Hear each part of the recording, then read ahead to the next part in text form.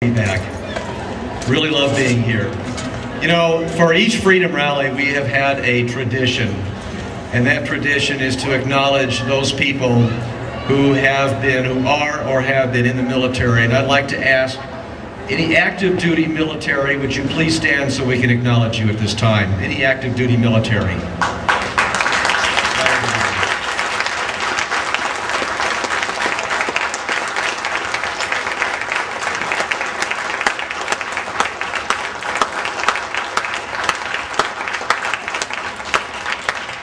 Thank you for coming. We appreciate what you're doing. All right, how about veterans and retired military veterans? Let's acknowledge them.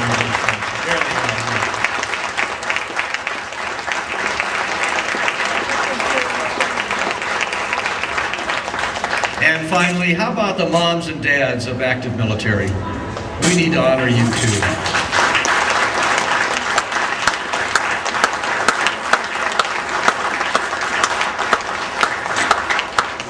Thank you. You know, I'm really glad to be back here, even though it's a short visit. But I managed to get a lot of my family to come up here, sitting over here. I wanted to get as many as I could, but you know, there is no possible way that I can get as many waters as they can get Ferrises in this room. That just isn't going to happen. When we were putting the Freedom Rally together, Eric and I working on this, we had the names of the speakers, and we wanted to invite all the speakers, but you know, I kept forgetting I need to get a hold of the Ferris family. And I kept putting them off. I think I might have wrote them an email and then forgot to follow up or something like that. And I got to thinking, why am I forgetting to contact the Ferrises? And then it kind of occurred to me that inviting the Ferris family to the Freedom Rally would be like inviting the mayor to the city council meeting.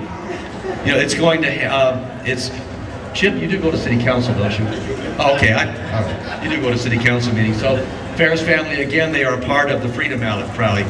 You know, my wife Jenny and I, my wife retired from teaching last year, and we both moved from one military town to another.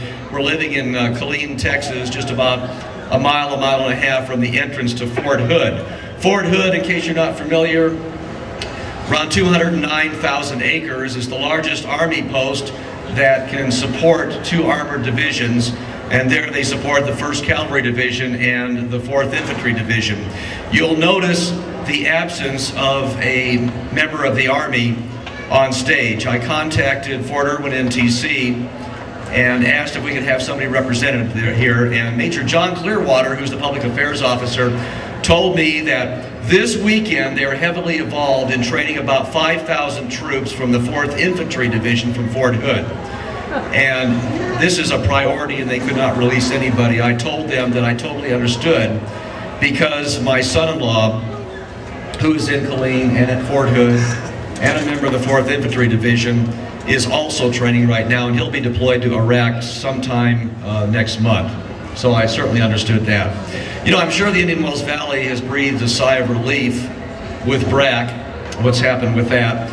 I managed to get involved a little bit with BRAC while in Killeen, because Fort Hood was a part of it. We wanted to get about 5,000 additional troops in. There was no question that Fort Hood was certainly not going to close. That was not going to happen, but we wanted more troops.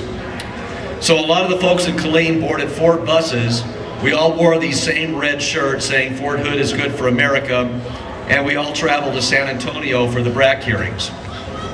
En route on the bus, I got to talking to a few people. I believe some of them were chamber members, and we were talking about Killeen and how the folks are there, and about how the 1st Cavalry came home and what we're all doing. And one of them said, well, I'll bet you've never seen a more patriotic town. And my response to that, I guess you've never been to Ridgecrest, California, because that indeed is a patriotic town. We've got a great group of speakers tonight. Now, let me make this a little bit short. You know, there are some people that I really, truly need to honor tonight. And these are people that especially are in the background. You know, they're humble about what they do, and yet their job has been so important. And one person I especially want to honor, she is very much